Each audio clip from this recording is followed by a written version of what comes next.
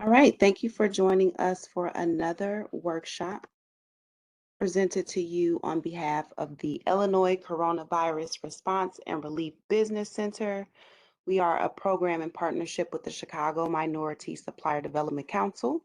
If you have not connected with the council and you are a minority owned business who is interested in doing business with large corporations, then I encourage you to get connected with the council because they are responsible for helping minority vendors get certified and then thereafter be able to do business with larger corporations.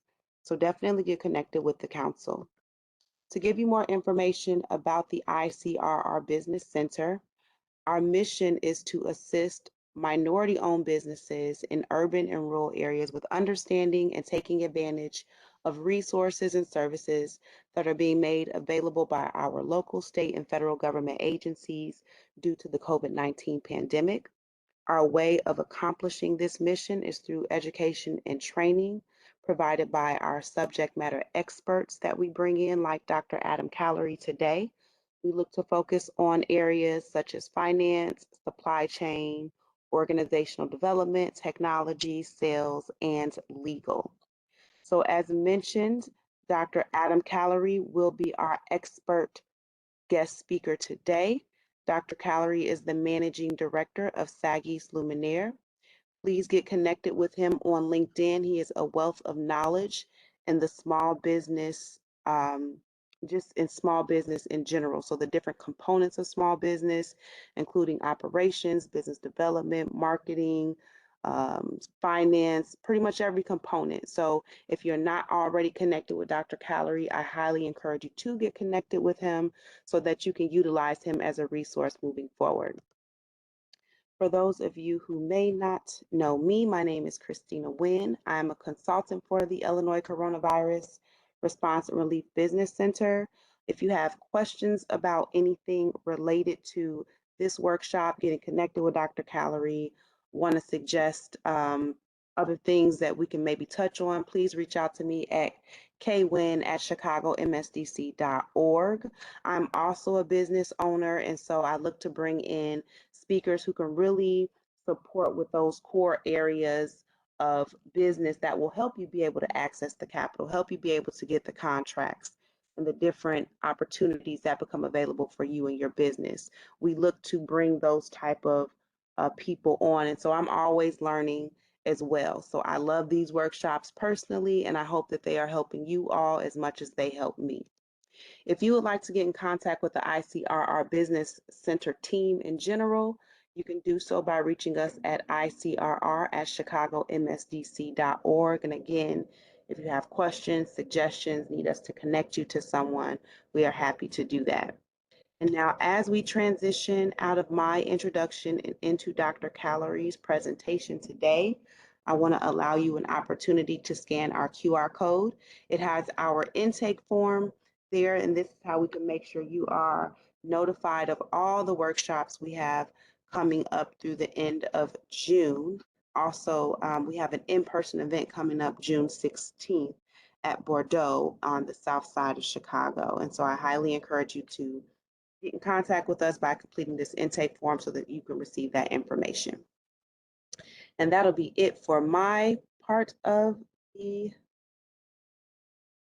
workshop program here, getting us opened up. And now we will transition over to Dr. Callery for our workshop content for today. Okay, thank you, Christina. Good morning, everyone. I'm excited again to be with you. I want to personally thank the Chicago Minority Supplier Development Council for this opportunity to speak to you again, or speak to the group in general. Welcome to today's session, which is entitled Evaluating Pricing Options for Goods and Services in a COVID-19 Environment. We will explore a topic that is important to all of you. Pricing is a key element of your marketing strategy that has a direct impact on your revenues. Revenues provide the income needed to cover your operating expenses or costs, to provide you with a profit, and for the business founder, accumulated profit leads to wealth creation. The primary goal of this morning is to discuss several factors you should consider when setting the prices for your goods or services. In addition, I will share some techniques that focus on how to strengthen demand for your products and services by trying different pricing options. So let's get started. We will first begin from the viewpoint of the customer. It is important to start here because ultimately, the customer will evaluate your offering based on its ability to satisfy their needs and wants. And secondly, they will determine if your price justifies the benefits they expect to receive following the purchase. So let's get started. I'm going to go ahead and transition and share my screen so that you can see the PowerPoint.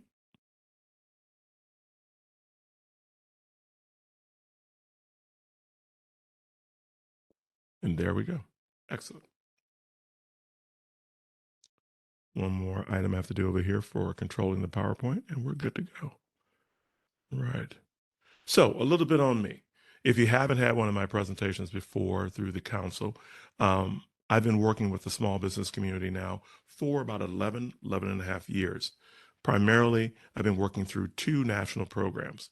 The first one is the United States Small Business Administration's Emerging Leaders Program. The second is the Goldman Sachs 10,000 Small Businesses Program. Both, again, are national programs. Both of them work with small businesses going through business development. And what I mean by that is that the programs are not set up for the person who's just doing a startup at this time. What we're looking at is that person who's now moved beyond the startup stage and they are now about 2 years, 3 years, 4 years or more into their business. They have established some revenues and they have an established customer base. And their goal is to try to grow the business, or sometimes you'll hear the phrase trying to scale the business. And so what we then do is that we focus on the four, what we like to say, the four functional areas of the business. So we look at your finance, we look at your accounting, and that's where pricing comes in. It falls under the finance bucket. We talk about marketing. Also, pricing falls under there too. Why? Because it's one of the 4 Ps, which we'll talk about. It's one of the 4 Ps in marketing that fall into what we call the marketing mix. In the program, we also talk about operations, which is how your business works on a day-to-day basis. What are the basic activities that you must do consistently each day in order to be able to deliver a good or a service to a customer? And then last but not least, we'll cover general management issues, such as creating a vision for your organization that matches what you believe is the purpose of your organization, to think about contracting issues, and so on, the general management category. So both programs tend to focus on applied strategies or applied techniques that you can use to run your business better. So we're going to do that today. And we're going to do that in the area of pricing. We're going to focus on some techniques that you could apply to your business independent of the industry that you're in.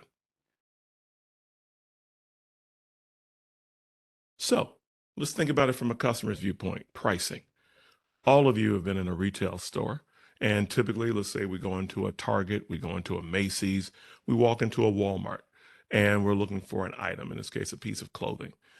Quickly, we walk over to the item, especially if it catches our interest, it's the right color, it's the right pattern, we believe from the touch is going to wear well. Next thing we do is we look for that price. The price is either hanging on a hanger or is attached to the garment. It's usually this little piece of paper.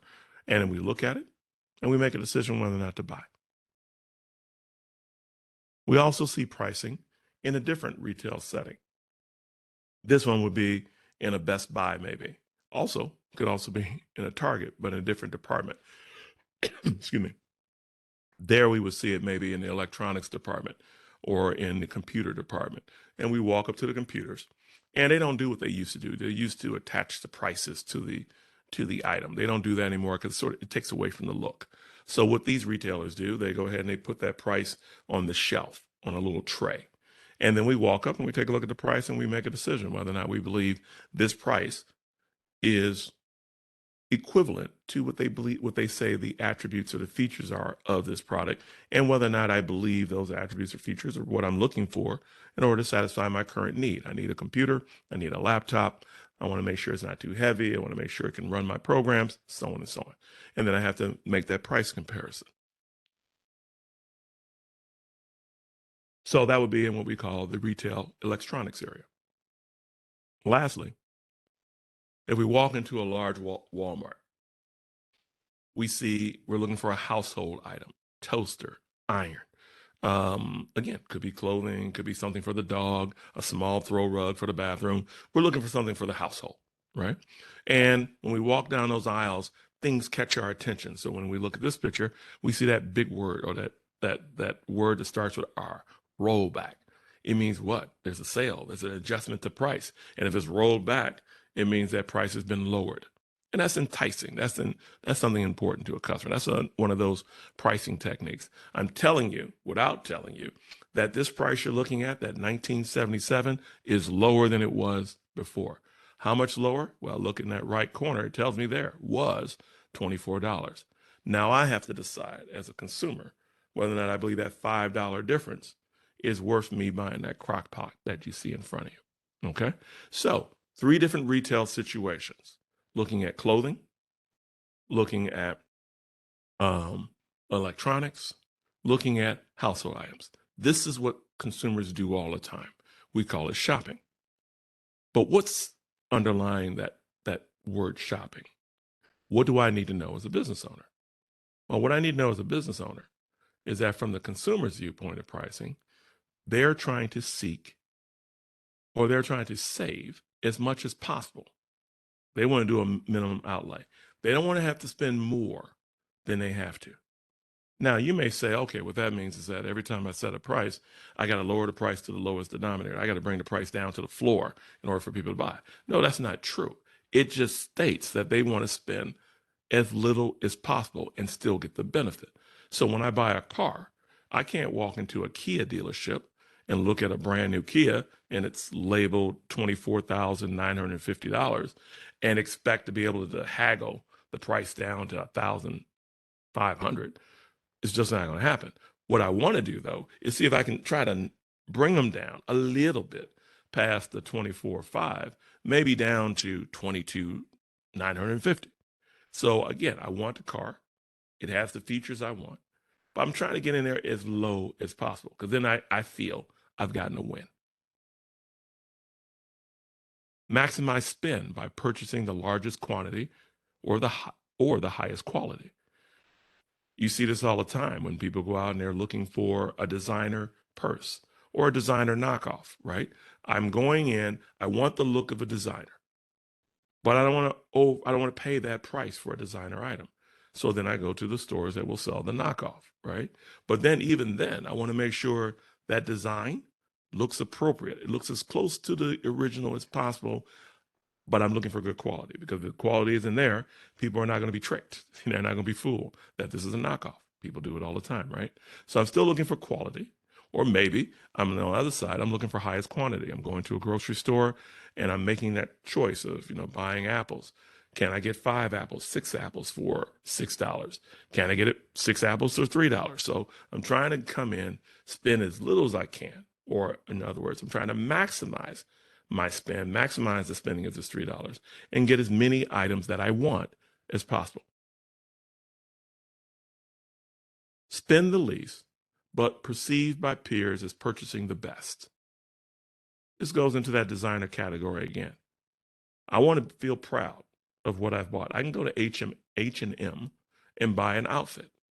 The outfit is designed like the designer special, but the designer special is $600, $700. When I put that item on from H&M, I still want to feel that this item fits me well, that I look good in it. So when I'm walking down the street, people notice me. And then when they stop me, they don't go, oh my God, why did you spend that for that, right? You want them to go, where'd you get that from? That's really a wonderful outfit. Say, hey, I went to H&M. They have these great designs and it was affordable. Next thing you know, your friend wants to go in there with you, right? So I still want to spend the least, but still be perceived by peers. That comes in the area where we call customer behavior. They're influenced by their peers, family, friends. I still want them to acknowledge that I made a good purchase. Lastly, the seller is making more than enough. What does that mean? It means from the buyer's perspective, I'm not really trying to make you rich. Now, since you run the business, you do want to be rich. You want to create some kind of wealth for you, maybe for you and your family. You want to be able to retire on the money that you're generating from this business. And so you're going to put as much as you can into it. Hopefully, set a price high enough to cover your costs and generate a little bit left over so that as you accumulate that, it becomes wealth for you. It becomes a benefit for you, the seller in this case. But from the customer standpoint, they don't want to make you rich. So sometimes what you have to do is hide how rich you're becoming from what you sell. So you want to convey to the customer that what they're buying is worth it. What they see on the shelf is worth $15, $17, $250 because I'm giving them what? I'm giving them the features that they desired or what they've asked for. I'm giving them the quality, the convenience, the dependability, whatever they're looking for in those features for that thing, whether it's a flat screen television or if it's a laptop, whatever they're looking for in that thing, I'm letting them know I'm giving them the best. And that's why I set this price. They don't need to know that that price is much higher than the cost, and therefore I'm making a pretty good profit. So I don't need to brag about that because the consumer could revolt. They could say, you know what, you're making far too much on this. I'm not going to buy this right now. So what are we saying here? We're saying that pricing is a negotiation. It's a negotiation between parties regarding a perception about the value of the item they're buying. In other sessions that we've done for the council, we've talked about that. We've talked about there's this thing called value. And value is not the price. Value is what I like to say is wrapped around the price. People look at the price, and then the next question they ask themselves rather is, what are they getting for it? What are you offering them? And if they believe the two go together, if the two are aligned, they will go ahead and make the purchase. So it's two parties negotiating around value. And the number that is displayed is really the opening bid. What does that mean? It means that they can come into your store, walk around your store, and you see this if you run a clothing apparel store. They come in, they touch it, they look at it, they pick it up, they put it against their bodies, they look at it in the mirror, they put it back on the rack, they turn around, they walk out the door. They're shopping. They saw the price, they touched the merchandise, and they didn't like the offering bid. They didn't, or one, I'm sorry, I shouldn't say it that way. I should say it this way. Either they didn't like the offering, they didn't like the quality of the merchandise, or they didn't like the opening bid. They didn't like the value you assigned to that item. Where do we see that? We see that a lot, in the restaurant industry. So what you see before you is a McDonald's meal, French fries, and a Big Mac. Think about this. A person on a Monday is working downtown or working somewhere on the west side. They're hungry. They want to take a break for lunch. They walk down the street to the closest McDonald's. They want to get a Big Mac meal. So that Big Mac meal costs them $6.50. And even at the $6.50 for that meal, which gives them fries, a burger, and a drink, they're still going, man, this is a little high. I wish it was 50 cents cheaper. Okay. But on that Saturday, when they want to impress a significant other, or maybe they work in a situation where they want to impress a client because they're in sales and they're trying to get that client to buy a very expensive piece of merchandise, they pick a different place to go eat. They go to a fine dining restaurant. What's the similarity between these two things? Well, one, they're both food. Two, they're both relatively nutritious if we throw in McDonald's, right? What we're looking at here is a piece of salmon with corn and other vegetables. Should be nutritious, right? So they're both nutritious. They're both food options. They're both being produced by a third party that we call a restaurant. One is McDonald's. Another one is some fine dining restaurant somewhere on the north side of Chicago. All right. But that person, the same person who walked into McDonald's on Monday, is willing to pay $45 for this same meal, $55 for this meal. Both of them are food, right? But what's the difference? The difference is atmosphere and surroundings. When I walk into McDonald's, I can come in my jeans. I can walk in with a t-shirt. There's kids running around, wooden tables, chairs around. The people behind the counter are saying thank you to me, but, they're all wearing that same uniform. When I go to the fine dining restaurant up north, I put on my suit jacket, maybe. I put on a nice pair of casual pants. I put on my best shoes because I'm going to a restaurant where the average meal is $45 just for the meal, and drinks are separate. So the atmosphere and the surroundings are different. I got a waiter when I go into the latter restaurant on Saturday. What else do I see? There's a perceived quality of preparation. I got a chef in the back in that fine dining restaurant. But what if I told you in McDonald's, they also have a chef, person who went to culinary school, just like the person in the fine dining restaurant. But in my mind, this chef in this restaurant, in the fine dining restaurant, is better prepared, is better trained. So I'm willing to pay a little bit more for this meal. And last but not least, the ingredients, of course, are different. Salmon is definitely different than a McDonald's hamburger. But that's what goes on in summary. That's what goes on in the head of your customer when they're looking at the prices. They're looking at the number. They're thinking about the value. What have you wrapped around the price? They're thinking about where the item is located. Is it located in a open air store like a Home Depot? Or is it in a smaller, more intimate setting where people come up and walk to you and ask you what you want, and they walk you through the store and they help you to purchase? Is it a different atmosphere? Is it a different experience? Guess what? There will be a difference in my perception about what I believe this item is worth and what I'm willing to pay for it. So, when you, as the seller, decide on a price for your goods or services, what does that price represent or mean to you? In some cases, when I talk to some small business owners, they go, well, what this price represents to me is that it's a way to get people in through the door. So I'm just going to drop the price as low as possible. In fact, I want to make sure it's much lower than my competitor. And that way people will come in. I'm assured that people will come through the door. Someone else may say, well, it represents my reputation. I'm a person that believes in high quality. I'm a person that believes in exceptional service. As a result, I charge for that. I'm an attorney, and I'm the best attorney in the city of Chicago. How do I know that? I've received awards and recognition in the newspaper and in magazines. So the question is, what do you think that price represents? And it's important that you know. So I would say, in summary, to answer this question, what should your price represent? It should represent your perception of the value that you're providing to the customer. What attributes or features are you providing in your product or service on that good or service that person's looking for? It should include how you believe it's satisfying their needs and wants, therefore providing a benefit. It must, not should, it must be high enough to cover your cost. Lastly, it should be set up in such a way it differentiates you from your competition. So, for instance, what if you just went ahead and said, my price is the same as my competitor's price?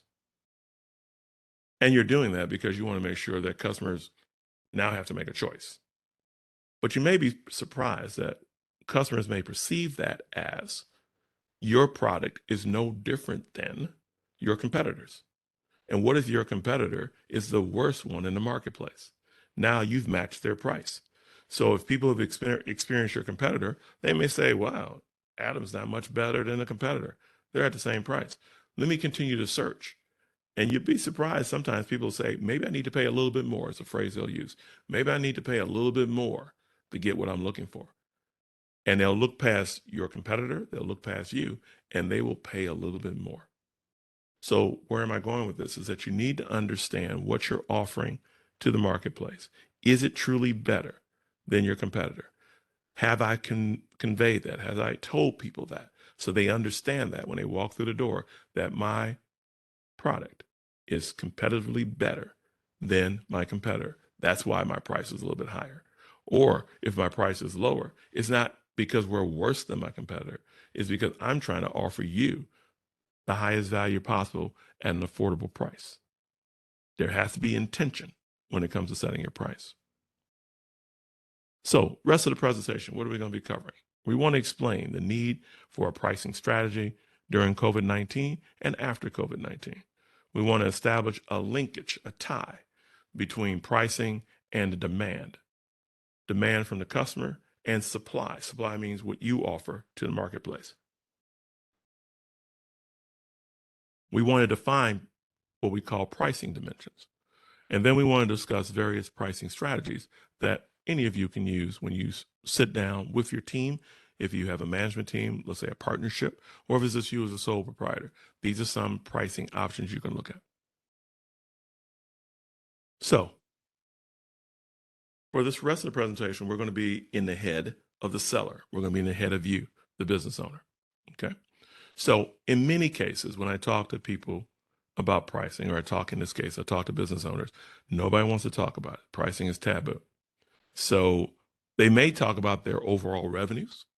They may talk about their overall business. But if you push a little bit and say, okay, like what you got here, see what you're selling. Can we talk about how you set price? They just go, I do research. That's how I set price. And it stops right there. So often business owners take the approach that they may leave the business vulnerable. I'm sorry. Often the business owners take approaches that may leave the business vulnerable or at high risk because they don't want to talk about their pricing strategy. Because if you talk about your pricing strategy, someone may hear it and actually poke some holes in it and say, hey, you may want to reconsider that, right? So people don't want to be vulnerable to that. They don't want to be told they may have made a mistake. So instead, they'll just continue a pricing approach that could leave them vulnerable, okay?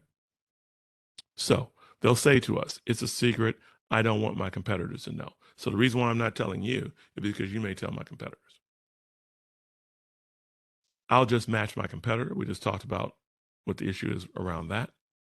I don't know. I'm guessing anyway. I'll just test the market. I've had this discussion before. People say, you know what? I'm just going to come in at the lowest price. Once I get people buying, what I'll do is eventually start to raise it up. The hardest thing to do with pricing is to come out with a price and then turn around and say, you know what? I'm going to raise this 50% and assume that the customer is going to be happy with that. All you have to do right now is look at the real estate market for those of you in property management or real estate. And everybody in this city is running around now trying to raise their rental price. And why are they doing that? Because they're trying to recover from any losses over the last 18 months because of COVID. So I'm hearing tenants say, I'm out of here. I'm leaving, right? Because the landlord has come back and told them that you were paying $1,500 a month. Well, now you're going to pay $2,500 and it's going to start next month.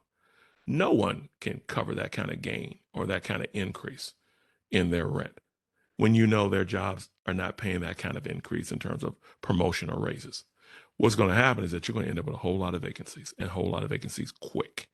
Because you may say to yourself, trust me, they can't go anywhere else, but guess what? They can. They can go live with friends. They can go live back home with their parents if they have to. If they believe that you're trying to gouge them, if they believe that you're trying to overtax them with rent that's too high. But that's what's happening right now. So people say, hey, I'll just throw it out there, see what happens. And then 2 months later, when people start leaving and then no one signs up with regards to new leases, now they're looking at a deficit in revenue and could possibly end up not being able to pay the mortgage, which then can put them in default on the loan. So again, you don't want to just go at this guessing. I'll lowball everyone and take over the market. This has worked, and it's worked for companies like Walmart. But it's worked for Walmart because Walmart, when they were first starting, had a lot of money sitting in the bank. So they could cover the business, meaning they could cover any losses while they were taking over the market. Then once they took over the market, they were the only game in town. So then people had to come to them and then they could start to adjust their prices up. If you're in that position where you can take over the market and carry the company while you're generating losses for maybe 6 months, 1 year, 2 years, 3 years, then try out that strategy. But I would say in most cases, most small business owners don't control the market to that level. I'm not worried. They will buy it because the product is just that good. True, if you have a monopoly. A monopoly means that you control over 51% of all the sales for that particular product. But if it's really that good, more than likely a competitor will slip in behind you and start to pull away some of those sales. And eventually you're probably going to have to lower price in order to remain competitive. All right. So got some pricing quotes for you to just help you get the mindset of what pricing means and how pricing is viewed by, I'm going to say, pricing experts, but also by the larger corporations, because corporations do this all the time. They look at pricing very carefully. They look at it throughout the year. They don't wait till the end of the year. They have people look at this every day almost, or every quarter, checking to see if they have the right pricing strategy. So there's a gentleman named Philip Kotler. He's a gentleman who created marketing textbooks. So if you go to any one of the larger colleges, they tend to use his book. Pricing is the only element in the marketing mix that produces revenue. The other elements produce costs. This is significant because at the end of the day, when you're putting out your marketing campaign on social media, when you are hiring people to work in your shop or work in your store, that's costs. It's generate costs for the business. The only way you can offset that cost is that set a price, and a price hopefully that is perceived reasonable to your buyer, and have your buyer come in and buy your item. And then those revenues come in and it covers your costs. Warren Buffett, one of the richest men in the country. Price is what you pay, value is what you get. This is from the perception of the consumer. Okay, so the consumer is going to pay that price. Once they pay that price, when they get the item home, they're going to try it out. Or let's say they're buying a pair of Nikes, they're going to wear them out. As they're wearing them, as they're trying out that product, if they're having a pleasant experience, they're going to believe that purchase was valuable to them. If they're having a negative experience, they're going to believe that purchase did not produce value for them, and they probably will not buy it again. Raymond Corey, a professor from Harvard. Harvard, one of the one of the best schools in business in the country, known around the world. Pricing is the moment of truth. All the marketing strategy comes to focus on the pricing decision. This goes back to pricing as negotiation. And what we mean here is that anybody who you may meet who is a salesperson, someone working in insurance, someone working in real estate, that's really a sales activity. You're trying to convince someone after a lot of meetings to buy something from you. And the moment of truth comes when that person finally says, you know what? I believe what you've told me. I'm going to buy that from you. And that's the moment of truth, when they actually close the transaction and they've purchased something from you. So again, this is the thinking you should have around pricing, really understanding what pricing means. Okay, marketing mix. We got to talk about this to make sure everyone's clear. It came up in the quote, so I want to make sure you know what it means. So marketing mix are the 4 items that make up your strategy toward marketing. So marketing isn't just advertising. Marketing is top left, the product that you offer. And when we use the phrase product in marketing, we mean it's a good, it's a physical item that you're making and you're selling to someone, or it's a service, where a service in this case is something that you're providing help to someone. So I provide elder care. So I go into people's homes, I make meals for them, I may even bathe them. I'll take them to the store. I'm providing some aid. So that's a service. Place. Place represents where the customer can come and buy what I'm selling. Going online, going to a physical building, or doing both. The customer can either go online and buy it, or they can buy it within the store. Promotion. This is what everyone's comfortable with when we talk about marketing in general. Where am I going to advertise? How am I going to advertise? How often am I going to advertise to the customers that I want to serve? And then last but not least is price. All 4 of these are part of your marketing strategy. All 4 of these have to be considered when you're setting price. So creating value occurs at the top with product in place. That's why I gave you that discussion about atmosphere when we're talking about McDonald's and fine dining. Have I created the right atmosphere for people to feel comfortable in spending a little bit more money? Promotion. I'm communicating value. I'm telling people, this is what you're getting for what you're paying, the attributes, the features of the item. Delivering value. I've closed the deal. When people have come through the door, they like what they see, they paid me, now I've earned revenue, I have income for the business. The voice of the customer. Price is what you pay, value is what you get. That was from Warren Buffett. Only 8% of customers describe their experience following a sale as superior.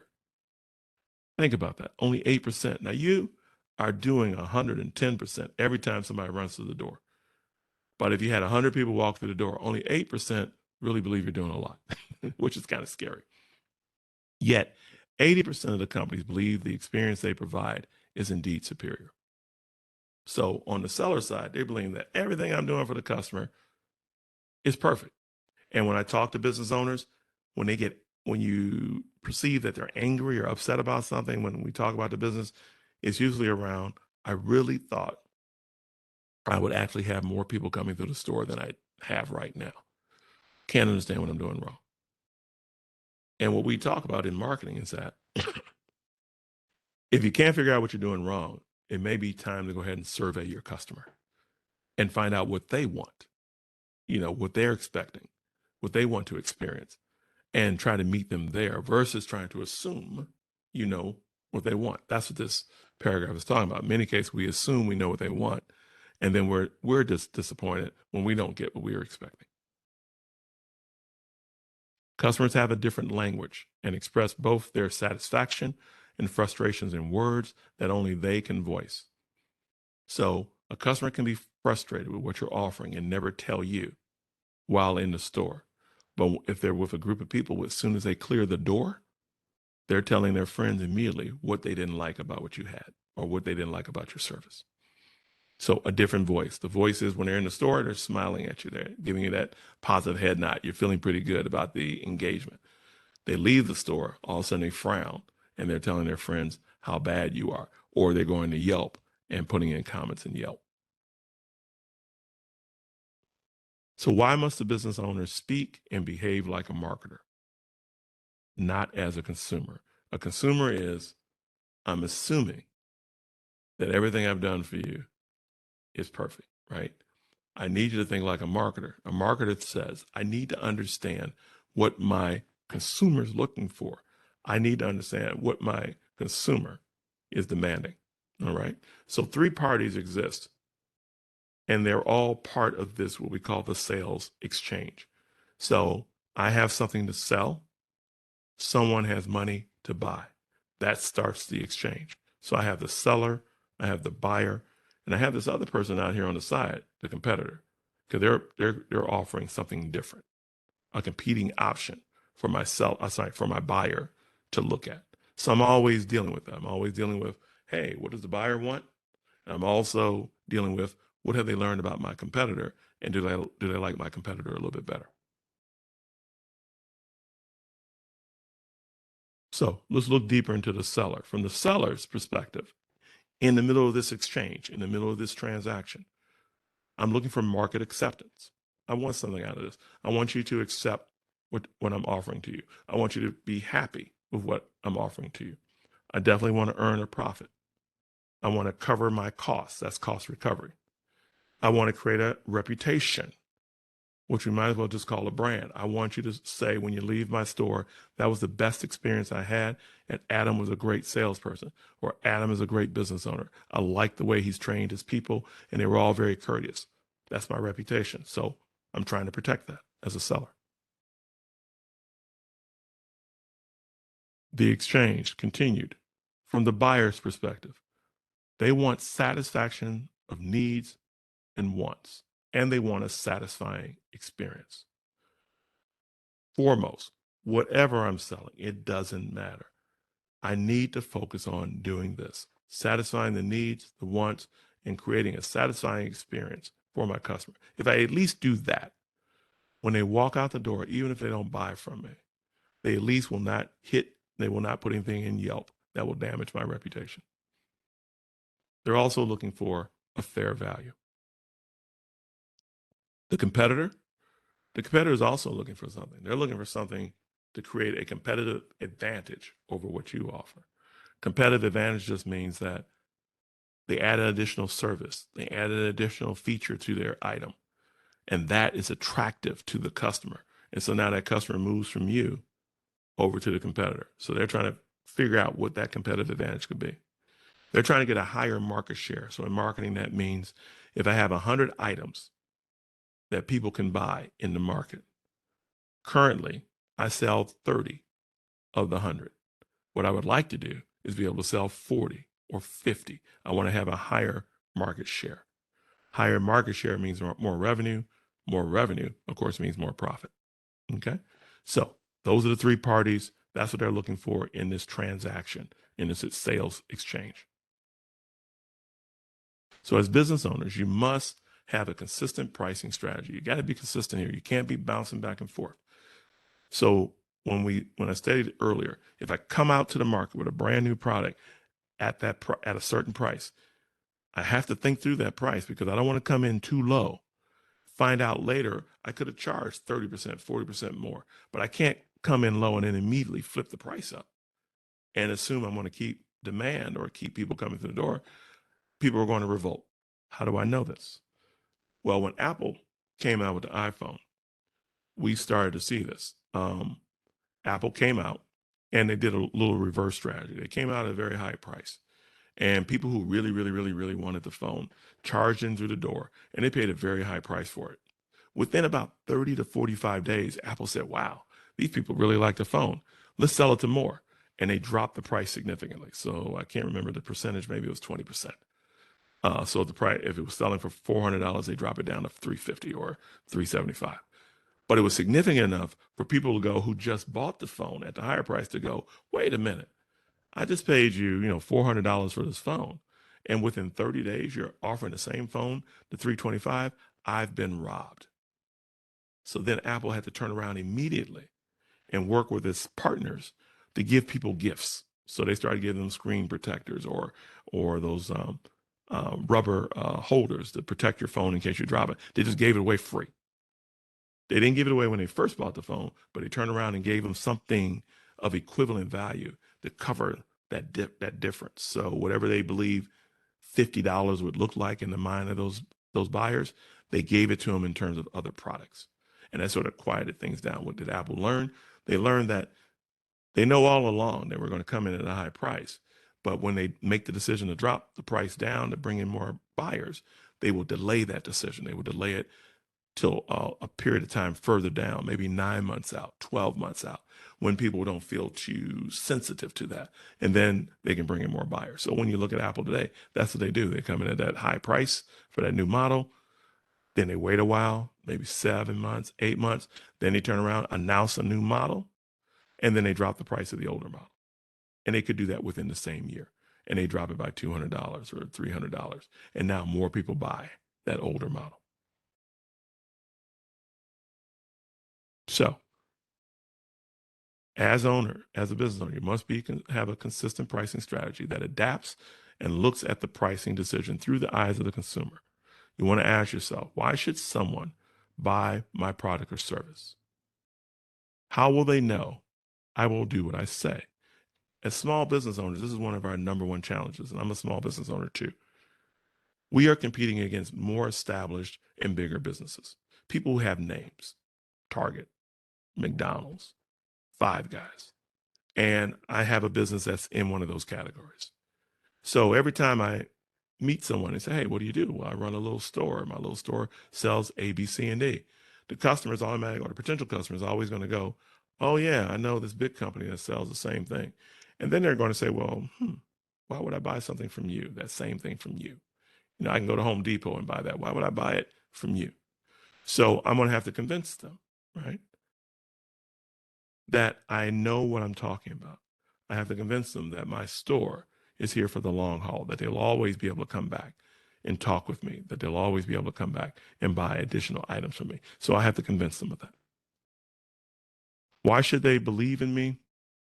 What are others saying about my product or service? What is a reasonable price amount for what we offer? Have you defined your brand image?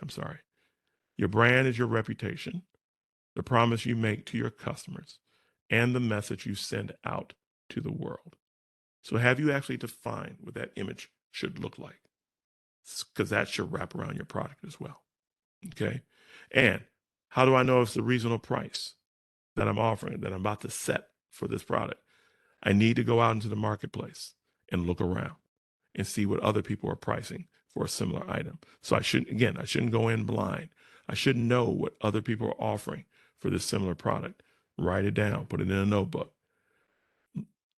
Also note the locations. Are they on the north side? Are they on the south side? On the west side? Do I see some differences in pricing for the same item from the same seller? And then I have to think about, where's my item going to be, in which community? And so therefore, which price do I want to set? Want to establish a linkage for you between what we call demand, that's demand from your customer, and you as a supplier or as a seller. So the quote we're basing this on is, pricing is the moment of truth. All the marketing strategy comes to focusing on the pricing decision. Okay. So you need to have a formal pricing strategy, and pricing is tied to revenues. Why is that the case? It's based on this simple formula here that you see in front of you, that the revenue that you create for your business is determined by the price that you set and the number of items that are sold. The price that you set, number of items you sold. Very simple equation. If I set a zero price, I have zero revenue.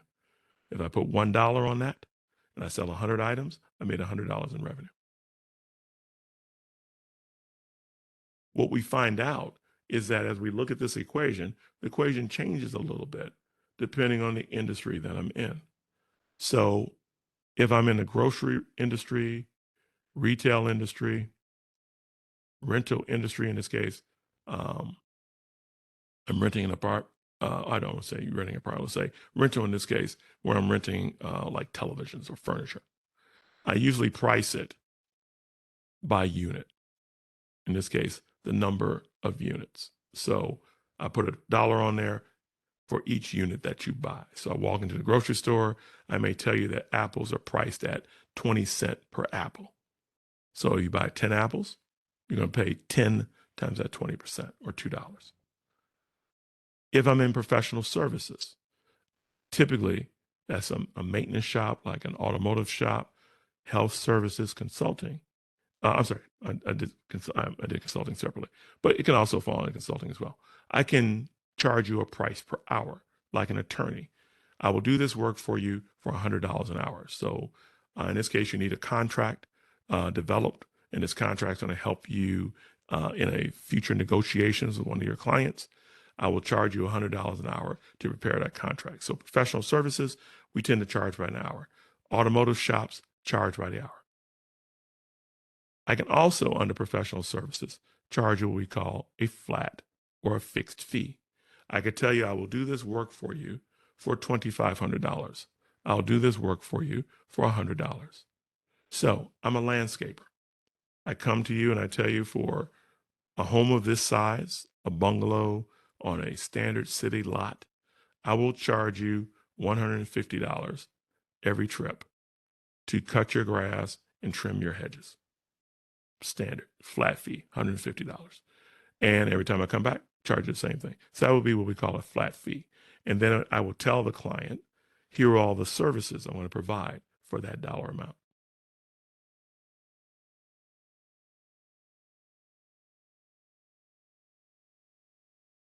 So when we look at the customer side and we try to figure out, I really need to get to know who my customer is. I really need to understand what drives their demand for things. Why do they need this sport jacket right now? Why do they need a pair of jeans? Why are they coming in buying these dress shoes? Well, there's several reasons why. There's some things that are buried in their mind that's driving them to come through the door. So one, of course, is price. And retailers know this, and they've known this for decades. We're having a sale. They put the big poster in the window, 75% off. That's going to pull people in, right? So people are driven by price. So don't get me wrong. They are not ignoring price. They are driven by price. And if you do offer a reasonable sale, they will come through the door. You just got to make sure, again, that sales price is covering your cost and generating a profit for you. Next, whether they're a business client, so you're a business to business company, you sell your items to other businesses, or you're a B2C, business to consumer, their income impacts their ability to buy. So whether or not they have enough money coming in, enough free money coming in, is going to determine whether or not they're going to come to your store and buy. That's the same for a business or for a consumer or individual, I should say. Expectations. That's the value promise. What are you promising I'm going to get when I buy this from you? How am I going to benefit? So there's certain expectations. They also, if you have competitors, they will be looking at the relative comparative pricing. And remember, they're going to look at the price, they're going to look at the number, but they're also going to look at what other things your competitor is offering when they sell their product compared to what you're offering when you sell your product. So that goes back to the Happy Meal. I could be simply just selling you a Big Mac, or I could tell you for this one flat fee, you can get a Happy Meal, which gives you the Big Mac, gives you an order of fries, gives you a drink, all for one price. Okay. My competitor is doing like a Five Guys. The hamburger costs you $6. The French fries cost you another $4, and the drink costs you another $2.50. I'm up to $11 over here. McDonald's, I'm only paying $6. So people do make that comparison price shopping, and they'll just say whether or not do I prefer the Five Guys because I have some other perception or other expectations about a Five Guys burger versus a Big Mac. And then last but not least, their preferences. What are their personal preferences in terms of what do they like to receive? What do they want from that product? For the buyer side, which is the right side, what determines whether or not I will make something available for people to buy from me?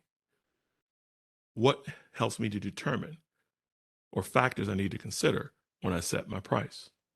One is technology changes, and we see this all the time. Some people will come to the door and say, do you have an app? Can I buy this through your app? And you'll say, oh, no, I don't have an app, but your competitor does. And people, especially after coming out of COVID, are very comfortable going online now and buying through an app. So that may be something that may impact your ability to supply a product to the marketplace because you don't offer an app. Changes in resource prices. We don't have to talk about that. We know what this means. This means the cost of gasoline, right? So I have a delivery service. I use vans. And so people order office products from me, like copier paper and toner cartridges. And I need to ship those things to the businesses that have placed their order using my online portal. The problem is gasoline is $6 a gallon now.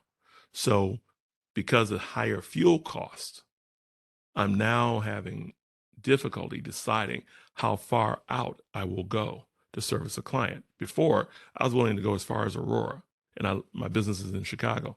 Now I'll say, you know what, I'm only going as far as Oak Park because gas prices are just too high. So that's changes in resource prices can change the way I deliver my service. Pricing expectations. Just like the customer has expectations about price. You have expectations about price because you're trying to cover your costs. The number of competitors out there. As we know, the more competitors that are in your marketplace, typically, on average, the lower the price will be. The fewer the competitors in your marketplace, the higher price you can charge typically and feel comfortable in doing so because customers don't have as many options. The price of a substitute good. The best example of that is hamburger versus hot dog. What do you have a taste for? Do I feel like a hot dog today? So therefore I go to the hot dog vendor. Do I prefer a hamburger today? I go and have a hamburger. So that becomes the price of the substitute good. So my hamburger costs $4.50. The hot dog costs $3.50. Well, $3.50. Still, I still get a decent meal. Let me go pay $3.50 for the hot dog. So these on the left-hand side are your determinants for demand from the customer's perspective. Right-hand side, these are the items or the factors that determine what I will offer to the marketplace and what price I will offer to the marketplace based on some of these factors. Okay, conclusion. The owner must consider economic factors, inflation, gas prices, unemployment, and business requirements. What are my cost levels when I'm setting prices? So, business requirements in this case, revenue goals or targets. Revenue, again, is based on price times quantity. Have you set a revenue goal this year for your business? You should do so if you haven't. How much do you want to make this year? Then what you can do is back into how many items do I need to sell at this price in order to hit that revenue target? So you should set revenue goals. What will it take for you to be profitable? So if your price is set, it is you're limited to how much you can move it because of competitive pressures. Then I need to look at my cost structure of my business to see if I need to lower some costs in order to protect my profitability. Support brand position. Where do I want to be in the marketplace? Do I want to be the Mercedes in the marketplace? Do I want to be on the affordable side, like the Kia or the Hyundai or the General Motors car? Where do I want to fall in the marketplace? With regards to operating requirements, I want to know the quantity of items that must be sold to break even. This is critical.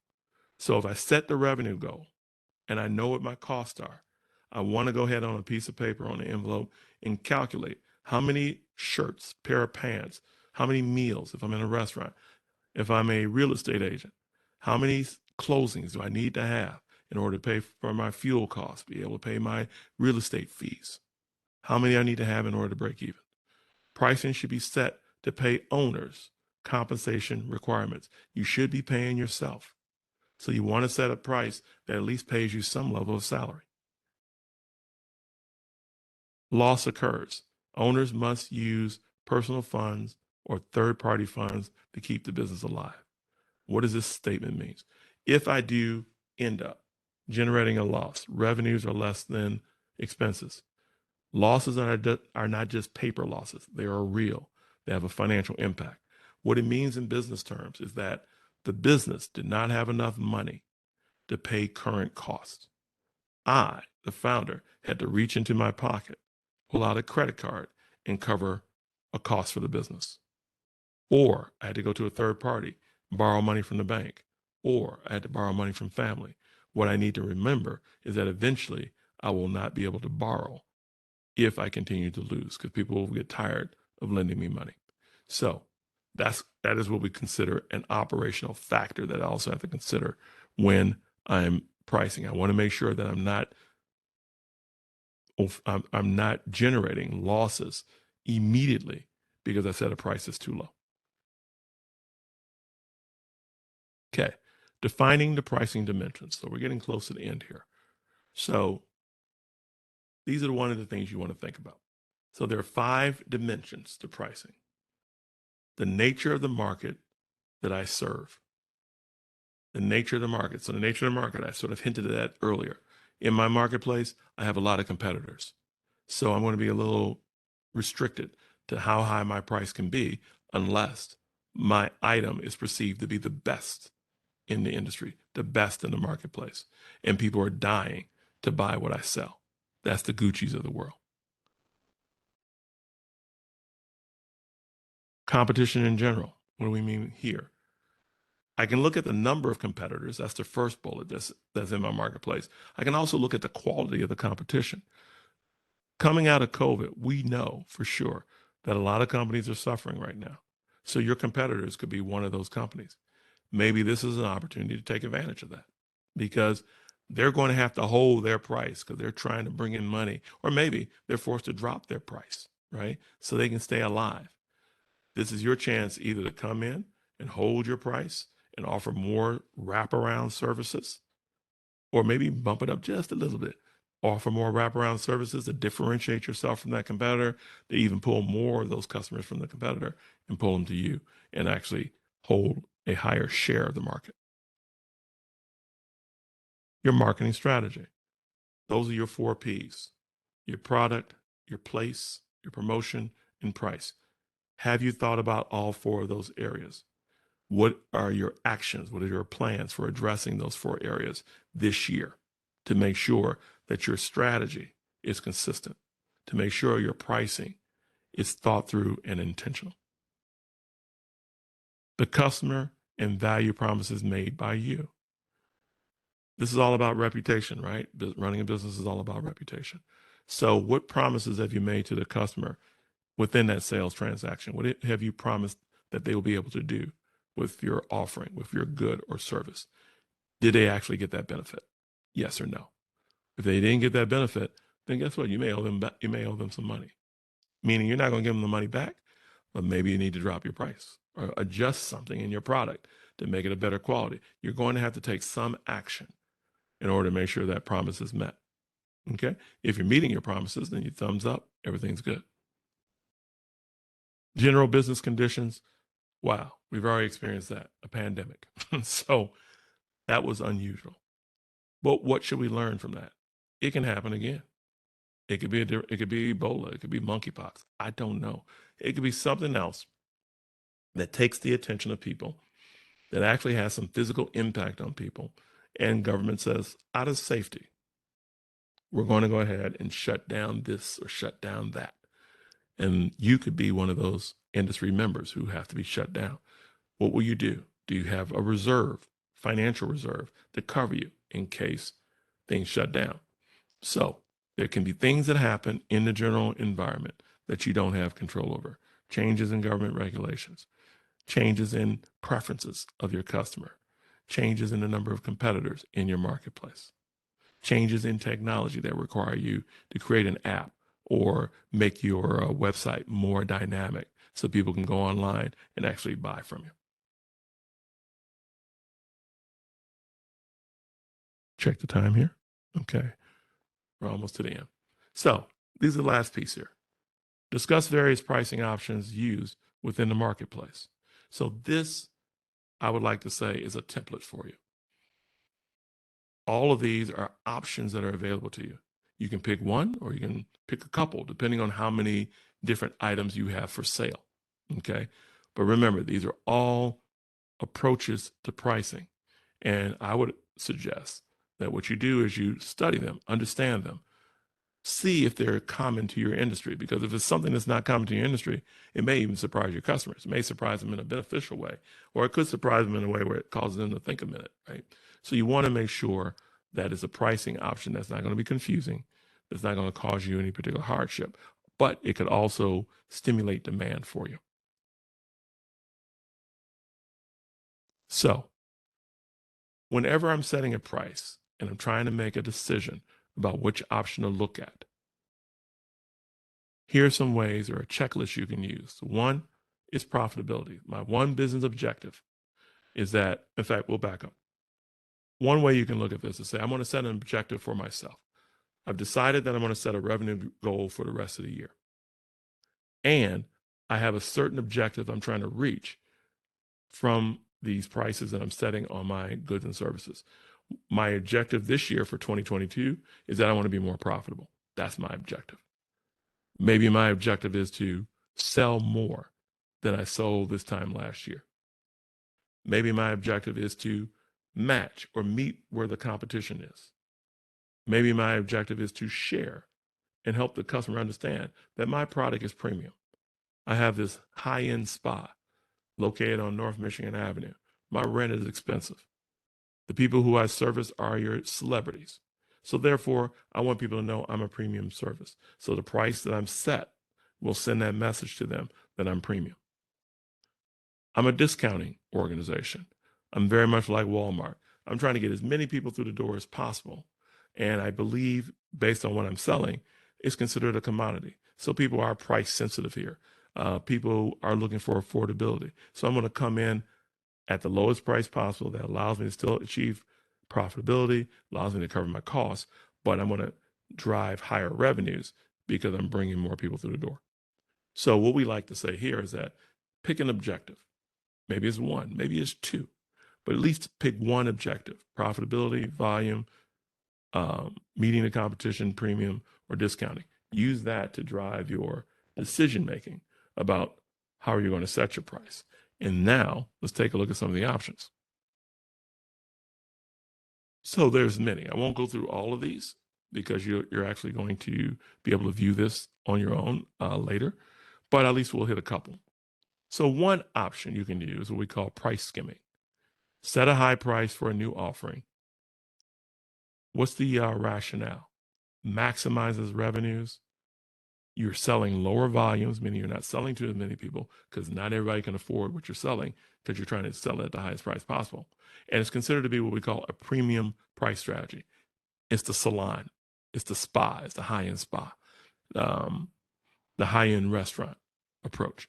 And that's why sometimes when you go downtown and you find this high-end restaurant, they tell you that the waiting list is 2 or 3 months long, and you happen to drive past the place or walk past the place, and it's in this little tiny space. Well, it's following this strategy. Setting the highest price means that I'm not going to be able to serve as many people, but I'm in this small space because I'm trying to control my cost. So high price, low cost means that I can still be profitable. Okay. So that's price skimming. So price skimming coming into high price. Now here's the second part of price skimming. I'm Apple. I'm Apple. So I'm selling an iPhone. I come in at the beginning of the year at the highest price possible for the phone, $1,300 for the brand new model. From January to September is $1,300. From October, November, and December, I start to lower the price. So the strategy with price skimming is I try to collect as much money as possible on the front end from those who can afford it. And then I start to slowly open the door for other people to participate. You see this a lot in membership organizations where it's a very popular membership organization. Everybody wants to be there. Everybody wants to be part of this membership organization. And they have this very high membership price. Then periodically during the year, they drop it, and they drop it significantly because they want to bring some more people in. So that would be price skimming. And then they may raise it back up again. But I set it high and then I drop it down to a lower price to try to open the door to let some more people in. Market penetration. Set a low introductory price to build volume.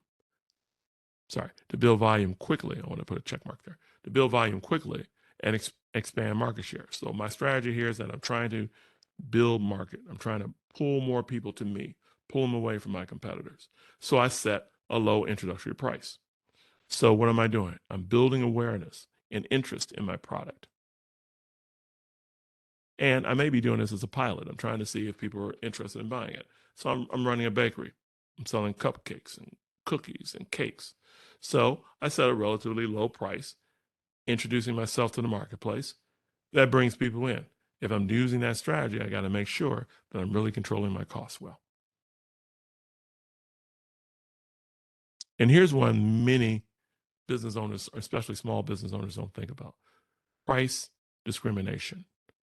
Business charges different prices to different customers for an identical good or service. I'm sorry, didn't spell that right. Due to, wow, sorry about that. Due to reasons not linked to cost. So I can have that pricing scale, and you see this sometimes in the food industry. You see this sometimes in the car industry, where it's the same item, but I've added some feature. Or let's say in the wedding industry, when people come in, they're planning for a wedding, they go to a photographer, and the photographer has those different prices for different needs. So I have a commercial price for my business people. So you want me to come in, do photography for a business function. I have a price for that. Then when you come as an individual, I have a price for the wedding. It's the same business. I'm just taking pictures. I'm using a digital camera, but I tell you that the work is different. The expectations are different. So for my business clients, I set it up differently than I set it up for my individual clients. So that would be price discrimination based on the type of customer I have coming through the door. All right. And here's our last one I'm going to show you. This one is called bundling. We call it plus one. So bundling is what you see at McDonald's. Company bundles a feature or an attribute with a mature offering. So McDonald's has been around since the 1950s, and they do a great job in keeping you interested in buying from them. So what's a bundle? They come out in the summer with the Mac rib. They could easily just sell you the Mac rib, sell you an order of fries separately, sell you the drink separately. But what they'll tell you, we have the value price, is the way they'll label it. And it's the value price on the Mac rib. And all they're doing is they're bundling it. You get the Mac rib with the fries with the drink. And it's going to be for this attractive price of $6.50. If for some reason you choose not to get the bundle because you don't really want the fries, you just want the Mac rib and the drink. If you just get the Mac rib and the drink, it actually costs you more. It'll cost you $7.25 or $7.50 to buy them individually. So they literally steer you to buy the bundle. What you don't know is that they've priced out that bundle and they know that they can make quite a bit of money. They make a pretty high profit by having you buy that bundle versus buying individual items. So they try to steer people to the bundle. And what's attractive for the buyer is the buyer saying, I'm getting more food, I'm getting more quantity for perceptually a lower price. Because if I buy the items individually, I'm paying a higher price. If I buy the bundle, I'm paying a lower price and getting more food. And therefore, they're encouraged to go ahead and buy. So that one's typical. So if you're a service business, you can use bundlings. You can think about what other services can I offer to my premium service. So you go to a spa. I'm coming in for a massage. Well, guess what? Maybe they tell you we can do a facial treatment. We can do your nails. We can offer you a special hair treatment. I can add other services. And then what I could tell you is that you can get those additional services for this additional price versus pricing out everyone separately. I can have everyone priced out separately, but I can say for this month, I'm throwing in a massage and nails for this one low price. I essentially have bundled it. And what I found is that I'm selling more massages, I'm selling more nail treatment. But when I look at the cost for doing both of those, the cost is relatively low, but I'm bringing in more revenue because I have more sales. Okay. So that strategy is what we call bundling. All right. So those are just options. There are more options. And so I encourage you to go to the library, go to the internet, and just look at different pricing approaches. And you'll see these listed. And you'll see there's probably about 6 or 7 others. These other ones can sometimes be tied to the business that you're in. So if you're a manufacturing business versus a service business versus a retailer, so they may not apply to you. But of the ones I've given you here and a couple of the other ones, they apply in general to most standard businesses. So take a look at them, do some research on them. So let's go ahead and close this out. So what do we know about pricing? We know quite a bit now. One is that you want to identify the marketplace needs and wants of your customer. You got to understand what they're looking for. That's part of the sales transaction. You got to make sure that your product is meeting those needs and wants. That starts a negotiation with them. You want to document your price objectives. What are your objectives? What are you trying to achieve? It's not just revenues, but what are you trying to achieve? I want to be more profitable. I want to bring more customers through the door. I want to create a different position for my company. I want to be perceived as the premier, as the premium business. What are your objectives? Because remember, the price is sending a message. That number that you send and attach to the product sends a message to your customer. Build a network of peers or an advisory board. I recommend this to any business, that you should have a set of peers, maybe other business owners that you can talk with. Get away from thinking about pricing as a taboo. Speak to people that you feel you can trust, that understand business, that's in the business industry, and talk with them. How are you setting price? How are you thinking about your marketplace and your customers? Go to conferences. Learn from subject matter experts at conferences in your industry. Talk with others again to help you better understand how pricing should be set for your product in your industry.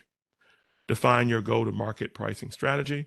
So after you've done your research on your customer, you know what you're trying to do in terms of positioning your business.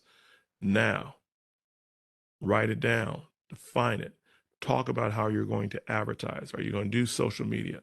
How are you going to do social media? What platforms are you going to use? Are you going to do print ads? Are you going to do TV and radio? Are you going to offer this online or only in a physical store? Beyond communicating your intent, the company must ensure all systems are available to deliver the promise.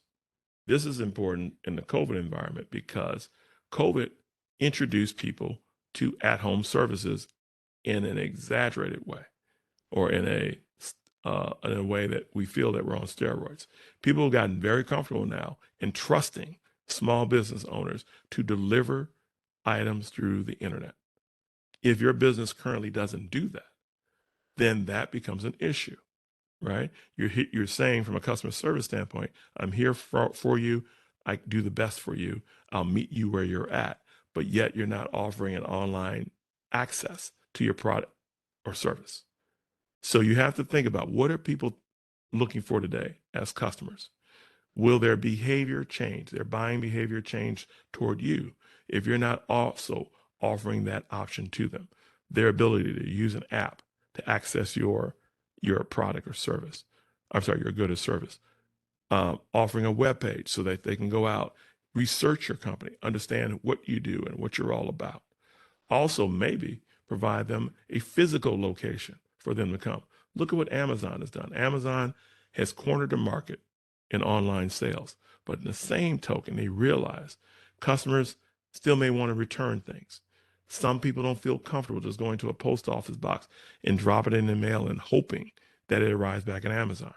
So what did Amazon do? They created some fulfillment centers, some physical places where you can touch Amazon. You can bring your package back there, drop it off there, get a receipt immediately, and you now know that you're going to get your money back because you physically have returned the product at an Amazon location. I'm sure Amazon didn't want to do that necessarily, but they heard from some of their customers, probably a large number of customers, that they needed to do that. They needed to create some physical space to serve a particular portion of their customers, or they may lose them to competitors. Okay. So beyond communicating your intent, the company must ensure all systems are available to deliver the promise. So that's it. That's pricing in a nutshell. So there's a lot of information here. Take the time to view this video several times if you need to. Take down notes. Go to conferences on pricing. Go to conferences in your industry where they talk about how to set price. Learn about your industry.